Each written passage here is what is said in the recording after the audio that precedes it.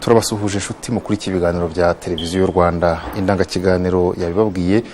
Uyu ni wa mwanya tunyura mu bitabo byagiye byandikwa, ari byandikwa n'abanyarwanda, byandikwa n'abanyamahanga bivuga ku Rwanda. Uyu munsi tugiye kuvuga ku gitabo In Rwanda. Ni igitabo cyanditswe na Madame Joy Uwanziga. Ni igitabo rero gikubiyemo insanganyamatsiko zinyuranye. Madame Joy Uwanziga ni muntu ki? Madame Joy Uwanziga ni umunyarwandakazi, aba mu gihugu cy'Ubuholandi Irahe. Benshi Irahe bahazi ko ari icyicaro cy'urukiko mpuzamahanga mpanabyaha n'urukiko rusanzwe mpuzamahanga. Umunyarwandakazi ubayo, mwatekereza muti yanditse iki? Nibyo tugiye kuvuga muri uyu mwanya, ariko reka tubanze tumuha ikaze kuko ari we dufite mu kiganiro cy'uyu munsi. Madame Joy Uwanziga, ikaze muri iki kiganiro. Murakoze cyane. Uwanditse rero igitabo gifite umutwe uri mu Cyongereza, In Rwanda. Watangira yenda ubwira n'abakuri iki kiganiro In Rwanda mu Kinyarwanda no gushaka kuvuga iki? Murakoze cyane ko mu mwanya muri iki kiganiro. Ni by'igiciro kuri jewe. In Rwanda ni navuga ko ari imigenzereze yo mu Kinyarwanda cyangwa imigenzereze Rwanda. Nayigize nka titre y'igitabo cyanjye, ariko umutwe sous-titre yayo ni ibisobanuro kurushaho. Ivuga ngo basic knowledge on Rwandan culture, customs and Kinyarwanda language. Akaba ari ibisobanuro kurushaho ko ni igitabo kijyanye n'umuco nyarwanda, imigenzo ya Kinyarwanda n'ururimi rw'Ikinyarwanda ubwayo. Bagenzi bawe, ndavuga abanyarwanda bari hanze, bari mu mahanga, kenshi iyo bagiye kwandika ibitabo usanga bandika ku nsanganyamatsiko ya politike, y'amateka, ahanini muri iki gihe bakanagaruka kuri jenoside yakorewe abatutsi mu Rwanda. Wowe niki cyagutandukanyije n'uwo murongo?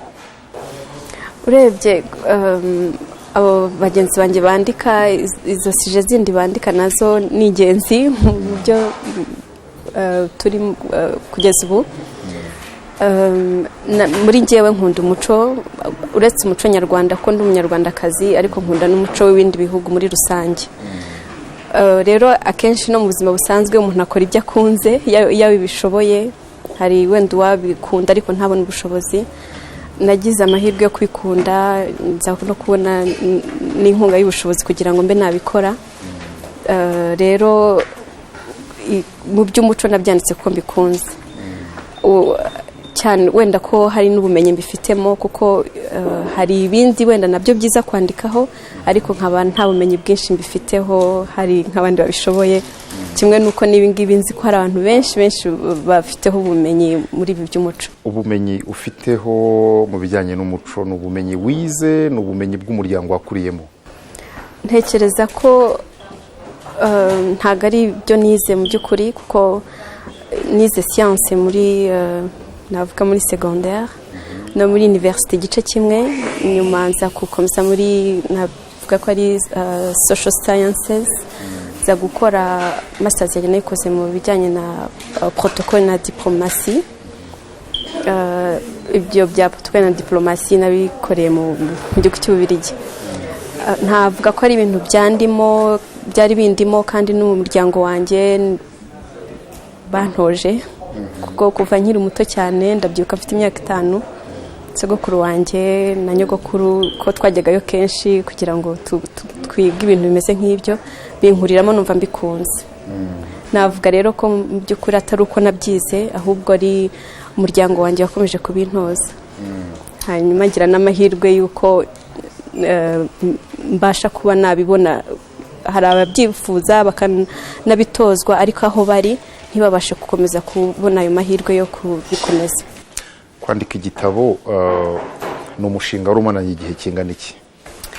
Navuga ko zari inzozi zanjye ariko nkaba narabitangiye hashize imyaka 4 kugira ngo kigeraho iki gitabo kiba published cyangwa gishyirwa ku isoko. Byatwaye imyaka 4. Byagutwaye imyaka 4. Ukora se umuntu yakwibaza ngo ukora buri munsi kuri icyo gitabo cyangwa ni imyaka 4 kubera ko ukora ibindi? Mfite ibindi nkora. Hanyuma rero utekereza kwandika, umuntu yatekereza kwandika ubwo abatekereza abaganira nabo nkuko turi muri iki kiganiro. Ubu byanga bikunda hari abantu umuntu abatekereza ngo uri burebe iki kiganiro ari bukirebe ari bugikurikire. We watekerezaga ko ugiye kwandikira abandi? Urebye ahanini navuga ko ari abanyarwanda n'abakunda u Rwanda, inshuti z'u Rwanda cyangwa se abarugana, abaje kurusura, ariko abibanze bari abanyarwanda, by'umwihariko abanyarwanda baba mu mahanga. Kuko nanjye kuko ariho narindi, wenda ndaza kubigarukaho nyuma, kuko biri mu byatumye ntangira iki gikorwa mu by'ukuri. Kuri icyo mwari mumbajije rero, abanyarwanda bari mu mahanga, yego nibo natekerezaga nka audience yanjye. Kubera iki? Kubera ko twebwe bene wacu bari mu gihugu mu Rwanda, bo bagira amahirwe gukomeza bari muri icyo kintu cy'umuco wacu, kuvuga ururimi rwacu, no gukomeza bari kumwe n'ababyeyi hafi, ku buryo wavuga ko umuco ukomeza usigasiwe aho ngaho bari. Ariko iyo muri mu mahanga n'ibyandi byugi byasaza ashobora kuzirya mbisi, ugomba gukurikirana umuco wabo ariko utibagiwe iwanyu, kuko nibwo ukomeza kugira agaciro. Ukoze iwanyu ariko kubaha n'umuco wahuri. Hari rero ababyeyi cyangwa se abana bavuka ubu baba babyifuza ariko batazi uburyo bikorwa. Noneho rero ndavuga nti biramutse bishyizwe ku mpapuro hari abo byafasha. Hari abatangiye gusoma iki gitabo baguhaye ibitekerezo byabo nyuma yo kugisoma, uko bacyakiriye? Hari benshi nagiye mpura nabo cyane cyane mu kazi nkora ka buri munsi. Hari abazaga batugana batazi ko rimwe na rimwe batazi ko ari njyewe wacyanditse, bakakibona aho ngaho ku kazi bati namwe cyabagezeho, ukabona birabanejeje. Bagatangira kutubwira inkuru zirimo uburyo byabashimishije, uburyo barimo bakibwira abandi uburyo ari cyiza. Ubwo nawe ngize nk'amahirwe yo gucaho bakandeba bati niwe wacyanditse, ukabona birabashimishije. Hari n'abavuga bati nta handi nagura ikindi vuba ko nkubonye ngusinyiremo ko bakunda autographe, ukabona ni ibintu bishimishije. Ikindi kuri ubona nko kuri Amazon aho cyabanje kugera, iyo urebye raporo yacyo ibishimishije, kuko ubona kiri mu bitabo 100 bya mbere best sellers, kiri no ku mwanya mwiza. Aho mperukira kureba cyari kuri 38 mu bitabo 100 bigurwa cyane, ariko ebook Kindle version. Umwe mu bagize icyo bakivugaho, Professeur Andras, andi mazina sindi ubashe kuyasoma, avuga ko ari igitabo uwo ari we wese wagisoma cyashobora gufasha kurushaho kumva u Rwanda, kurushaho kumenya abanyarwanda, kurushaho kurukunda. N'abanyarwanda basomye icyo gitabo niyo feedback baguhaye?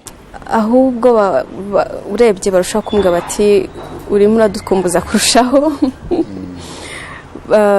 Nicyo kintu bakunze kumbwira, baturatwibutsa ibihe bya kera dutaramanye nabi wacu.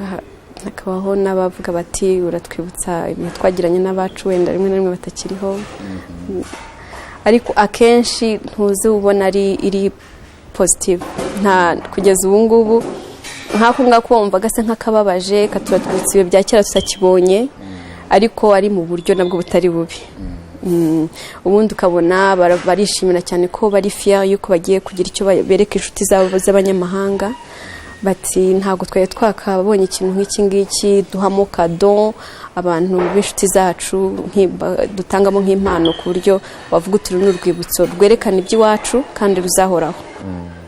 urakoze cyane nshuti mukomeje gukurikira iki kiganiro. igitabo tuvugaho ni Manners in Rwanda cyangwa se uburyo abanyarwanda babayeho.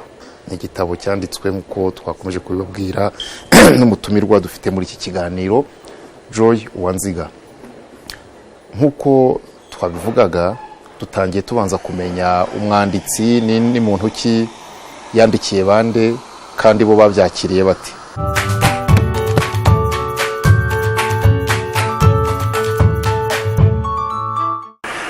murakoze nanone kuba tukiri kumwe muri iki kiganiro. Madamu Uwanziga, muri iki gitabo nigeze kubikomozaho mu ntangiriro y'ikiganiro uvuga harimo insanganyamatsiko zinyuranye. Yego. harimo imigani, harimo ibyivugo, harimo urwenya, harimo insigamigani, harimo n'ibitekerezo.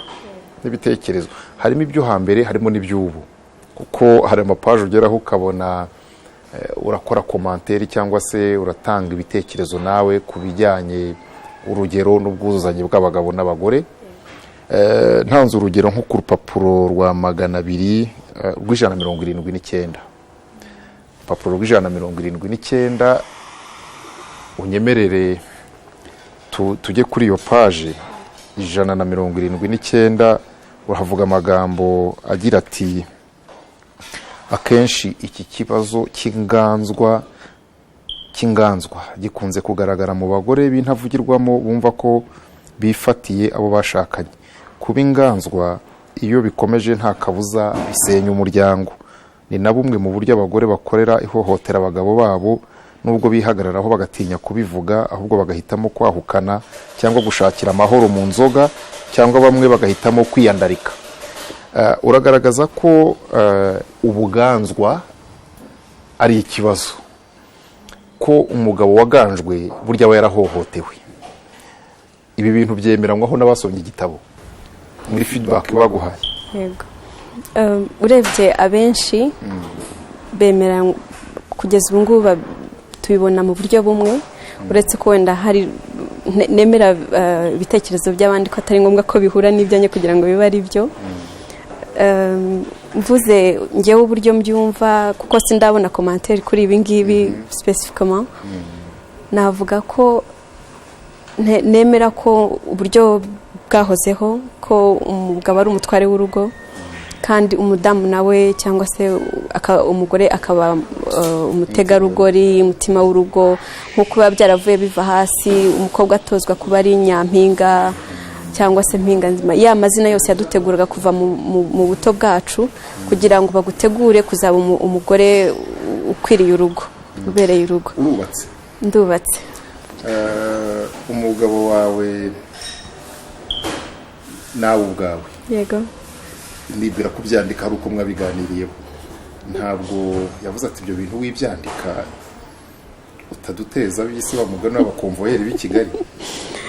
kugeza ubu ngubu kuko ari mu bantu bamfashije cyane.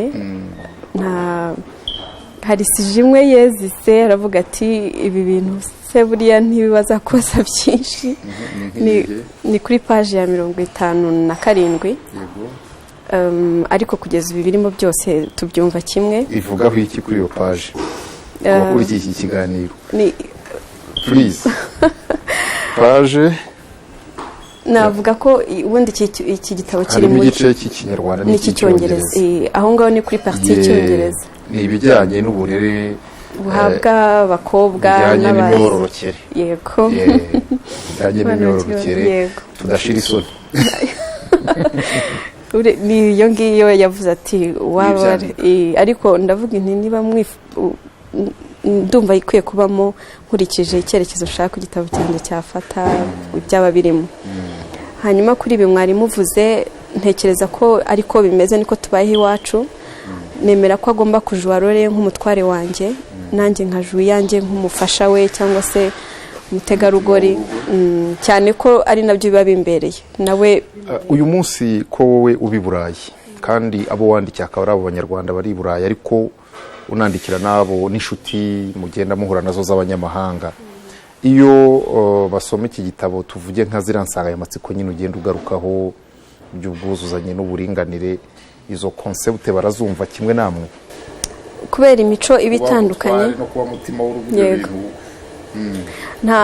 Nk'uko natangiye mbivuga, buri gihugu kigira umuco wacyo, nabo bafite umuco wabo dushobora kuba tutemeranywa nabo, bashobora kubisoma bakamenya ko ari wo muco wacu, batabyemera wenda ariko bakamenya ko ariko tubayeho, bityo bakaba banavuga bati ibi nubwo bitari mu muco wacu ariko nibyo byiza, cyangwa se bakavuga bati uyu muco wabo ntabwo twe byagenda neza, ariko ko hagenda habaho gushakana hagati y'abantu batandukanye. Dufite abanyarwanda benshi bashakanye n'abanyamahanga, cyane niko bari no mu bantu benshi bakunze kugura iki gitabo nabo, impamvu nuko bashaka rero urumva bagereranya iyo mico yombi, bakavuga bati uyu ni umuco wanyu, uyu ni uwacu, bakareba ibyiza biri muri iyo mico yombi bakaba ari byo bashyira mu bikorwa. Hanyuma rero nanone muri iki gitabo wagiye uvuga cyane ku bintu byagiye byandikwaho n'abandi, imihango, imigenzo n'imiziririzo, kuki wabigarutseho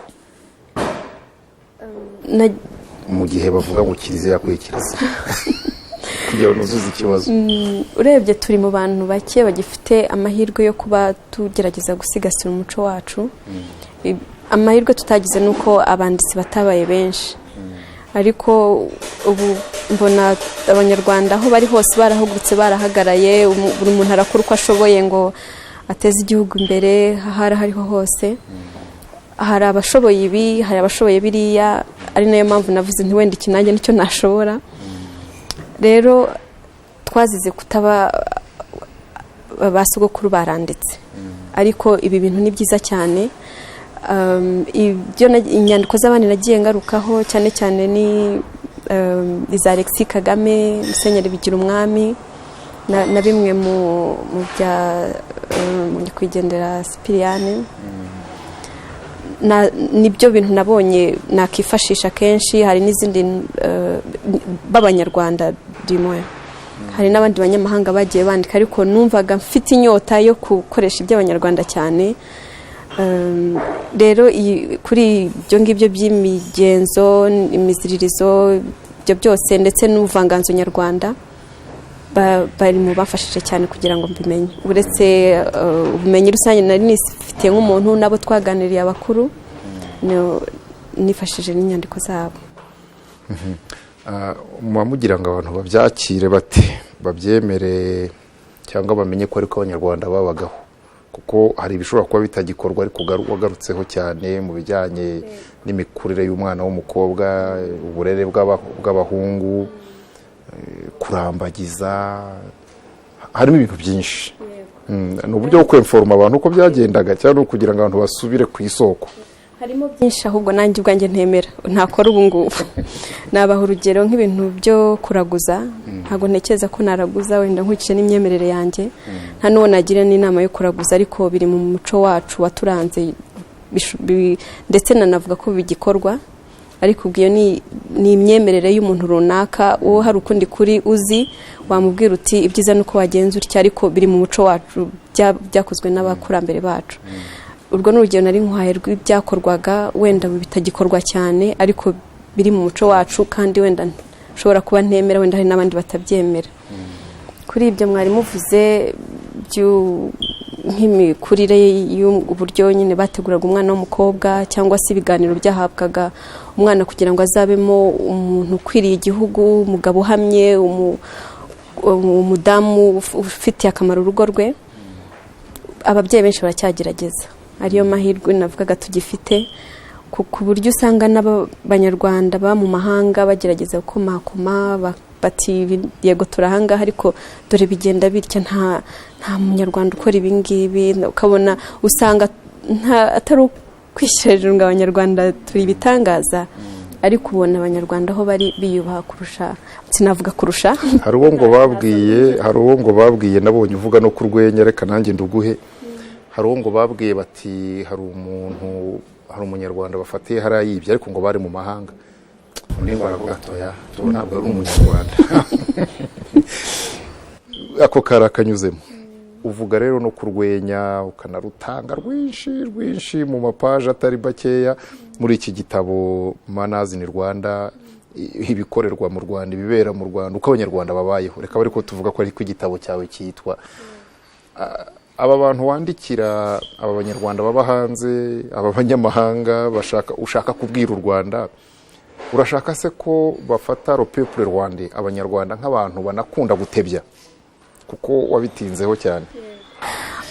Iki gitabo cyanjye gifite amapaje 368 arengaho gato. Harimo ibintu byinshi. Urwenya nk'uko mwarimu bivuze ni kimwe mu byo nagarutseho. Nemera ko kugira ngo umuntu yishimishe mu kintu agira akantu kamusetsa cyangwa gatuma amwenyura dimwe. Kandi abanyarwanda bari mu bantu bagwa neza ku buryo n'ibintu byo gusetsa biri mu muco wacu. Niyo mpamvu dufite n'iryo jambo gutebya. Iyo muba ibwota amasimbi baracyatebya? Urebye nk'inshuti zanjye z'abanyamahanga mbona duhuzwa n'ikintu runaka, ariko buriya nabo bafite aho bahurira kugira ngo nabo baba bafite amajambo yabugenewe za dramas, jokes n'ibiki. Abanyarwanda ahubwo iyo bagize akanya gato ko guhura gatoya barahura bagaseka bakaganira bakibutsa iby'iwacu bakavuga ibya kera bakaganira ku bintu bitandukanye. Ariko iyo babonye akantu nk'aka ntikabacika ku bintu byo gusetsa cyane ko bavuga ko hirya hariya haba hari ibintu byinshi rushya ariho wumva ngo za stress. Rero iyo babonye akantu nk'aka gatuma baruhuka mu mutwe kabagwa neza. Wanditse ku migani imwe n'imwe bamwe bashobora kuba bibuka bo mu myaka yisumbuyeho yacu twe turi muri iki kiganiro uyu munsi. Ndavuga urugero George Baneti, nabonyemo ubwenge bwa Bakame. Iyo migani wayikuye he ko ibitabo bamwe bigiyemo icyo gihe no kuba wagishakisha hano mu Rwanda bigoye? We wayikuye he? Uretse ko yego sindi mukuru cyane, ariko byinshi ndabyibuka bya vuba rwose niga muri primaire. Ariko uretse n'ibyo ngibyo muri amapublication yagiye akorwa nagiye mbibonamo. Hari n'izindi ndabizi ko mwaciye mu gitabo cyanjye aho nagiye bimwe mbikura bagiye bampa copyrights zabo bikaba uyu munsi se ubona abantu bitabiriye gusoma iki gitabo n'abiyihe myaka? Ni abakuru babaye muri iyo migani nyine bayizi? Ese ni aba batoya inaha bita ngo naba.com? Ubona abantu audience yahise ifatwa n'iki gitabo ari iyihe? Navuga ko kugeza ubu ngubu ari abantu basura u Rwanda barufite ku mutima. Ikindi abantu bakuru bashaka kwibutsa ibya kera, noneho nabo batoya mu isaba.com bashaka kumenya uko ibya kera byakorwaga. Urebye n'abantu batandukanye kugeza ubu ngubu, sindavuga ngo naba cyane cyane, ariko abatoya baracyari bakeya kuko usanga ari ababyeyi babibutsa bati aka kantu rebamo harimo ibintu, uburyo uhora umbaza ibyo kwa sogokuru, umbaza uburyo twabagaho n'icyo ibi byose urabibonamo hano, ukabona icyo ngicyo nicyo kimukuruye ushaka kumenya kwa sekuru uburyo bari babayeho cyangwa se uburyo kera bari babayeho. Abo mukorana irahe babonye iki gitabo ntabwo nzi uko bifataho umunsi ku wundi, ndashaka kukubaza niba batabona ko ushaka kuba ambasadrice w'umuco, sinzi muri ronshi y'igitabo uko wari wambaye, niba wari wakenyeye washananye, nk'ubwiye abakurikiye iki kiganiro muri rusange abantu bawe ba hafi bakubonye ufata iyo myaka yose wandika iki gitabo bakubwiye ngo iki? Icyambere cyo birumvikana ko ari bo abantu bambaye hafi muri nzira yose yo kugitegura, ari bo ari umuryango wanjye, cyane cyane umufasha wanjye n'ababyeyi banjye nabo bamba hafi nk'uko mwabivuze. Bose bari bagitegeranyije amatsiko ku buryo byarabanejeje cyane. Ntago ndakora launch yacyo, ibintu byambanye byinshi mu gihe gitoya. Navuga ko launch nyayo izakorerwa hano mu Rwanda mu kwa kabiri, ku buryo ubu ngubu ni tugenda duhura tukabivuga, ariko sinakita launch komutera. Reka dufate umwanditsi n'igitabo nk'urubyaro. Yego. Uyu ni umwana wa kangahe? Wa mbere. Imfura yanjye. Ni imfura yawe. Uratekereza se kubyara abandi? Natangiye gutegura ubuheta. Watangiye gutegura ubuheta. Urakoze cyane Joy. Ndatekereza ko nshuti mukurikiye iki kiganiro, Joy ni umwanditsi ariko si wo murimo wonyine akora. Yatekereje ko hari abakeneye kumenya uko abanyarwanda babagaho, bariho uyu munsi, ndetse byanashoboka bazanakomeza no kubaho, kuko uburyo ngo umuco ni igisigara mu gihe ibindi byose byibagiranye. Twebweho turabashimiye kandi tuzakomeza kwakira n'abandi banditsi. Madamu Uwanziga we ntabinaha aho ari, tumwifurije ibihe byiza n'umuryango we.